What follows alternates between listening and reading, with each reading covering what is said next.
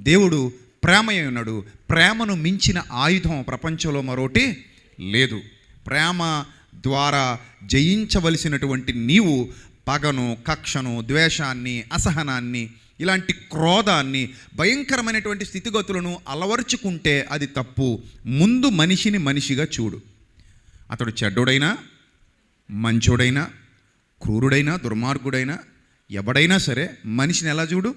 మనిషిలా చూడు. ముందు మనిషిని మనిషిలా చూడు. ఇది కదా యేసు ప్రభువు నేర్పించాడు. మనిషిని మనిషిలా చూడమన్నాడు. అందుకే ఎంత క్రూరులైనా ప్రేమించాడు, ఎంత దుర్మార్గులైనా ప్రేమించాడు. చివరికి రోమా సైనికులు, పైశాచికులు, వాళ్ళు పైశాచికత్వాన్ని ప్రదర్శించడంలో రోమా సైన్యాన్ని మించింది లేదు. అంత దుర్మార్గపు చరిత్ర వాళ్ళది.